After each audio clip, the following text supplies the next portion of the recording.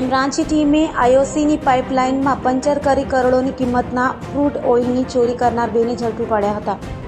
Crime બ્રાન્ચની team પેટ્રોલિંગમાં હતી ત્યારે બાતમીના આધારે આઈઓસીની ક્રૂડ ઓઇલની પાઇપલાઇનમાં પંચર કરી કરોડો રૂપિયાની કિંમતના ક્રૂડ ઓઇલની ચોરી કરતી આંતરરાજ્ય ગેંગના બે આરોપીઓ પ્રશાંત ઉર્ફે પંકજ અમૃત વાઘેલા અને સમીર ખાન અલાદ ખાન ખોખરેને ઝડપી પાડ્યા હતા અને પૂછપરછ કરતા આરોપીએ મહેસાણાના બેચરાજી પોલીસ મથકમાં જ્યારે રાજસ્થાનના બ્યાવર પોલીસ મથકમાં વોન્ટેડ હોવાની કબૂલાત કરી હતી।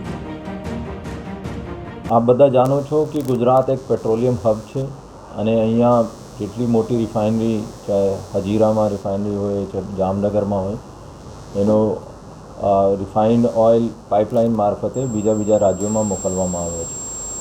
અને આપનો કદાચ ખબર હોય કે ભૂતકાળમાં એટીએસ અને બીજા સિક્યુરિટી એજન્સીસ મોટા ગેંગ પકડ્યા છે જો પાઇપલાઇનમાં પંચર પાડીને ઓઇલની ચોરી કરતા હોય છે।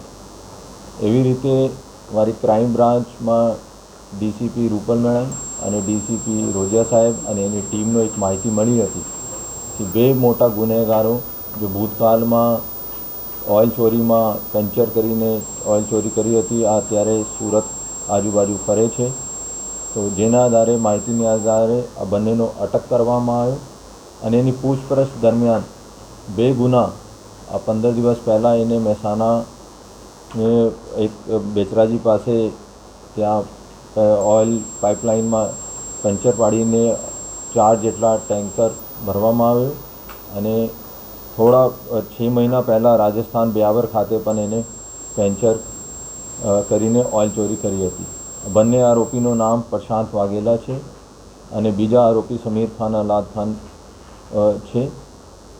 પંકજ ઉર્ફે પ્રશાંત વાઘેલાની વિરુદ્ધમાં 21 જેટલા ગુના ભૂતકાળમાં છે અને સમીર ખાન અને અલાદ ખાનની વિરુદ્ધમાં 7 ગુના છે જેમાં મોટો આ દાહોદ ખાતે જ્યારે પકડવામાં આવ્યો ત્યારે એને કબૂલ્યો કે 20 કરોડથી વધારે ઓઇલની ચોરી આ લોકો કર્યા હતા।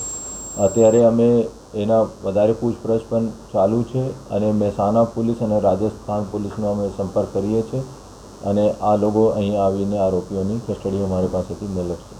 ધન્યવાદ।